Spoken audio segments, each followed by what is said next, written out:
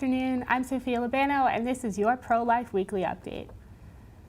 The West Virginia Senate passed a bill on Wednesday that would ban abortions based solely on a prenatal diagnosis of a disability, including Down syndrome. The bill, approved on a 28-5 vote, makes exceptions for medical emergencies or if a fetus would not survive outside of the womb. It now goes to the House of Delegates. Marshall County Republican Mike Maroney, who is a radiologist and chairs the Senate Health and Human Resources Committee, said he sees ultrasounds up to 500 times a year.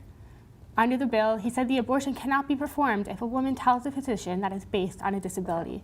The key might be whether the physician is told anything. The Kentucky House voted Wednesday to strictly regulate the dispensing of abortion pills, requiring women to be examined in person by a doctor before receiving the medication. The measure, the latest in a series of efforts to put restrictions on abortions in Kentucky, won House passage on a 77-20 vote after a long and sometimes emotional debate. The far-reaching proposal moves on to the Senate. Republicans have supermajorities on both chambers.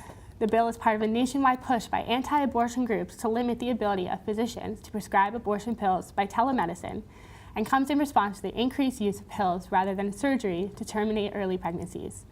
About half of abortions performed in Kentucky are the result of medication procedures. Opponents call the measure another intrusion into women's medical decisions. Shipment of the pills by mail will be banned under the measure. It will require an in-person visit with a doctor rather than using telehealth before a woman can undergo a medication abortion. A House committee in Oklahoma on Wednesday approved an abortion ban that would implement an enforcement mechanism similar to a new Texas law considered to be the nation's most restrictive abortion law in decades.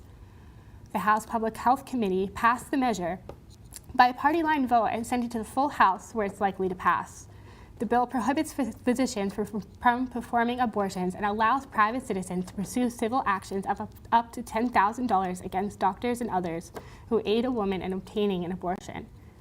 After a similar bill was approved last year in Texas, statistics show abortions fell in Texas by 60% in the first month. Since then, abortion providers in neighboring states, including Louisiana and Oklahoma, have reported seeing a massive influx of women from Texas seeking abortion. An Oklahoma Senate committee last month passed 5 anti-abortion bills, including one that would ban abortions 30 days after conception, before many women even know that they're pregnant. That's all for your pro-life update this week. I'm Sophia Labano, and you stay inspired, Stephenville.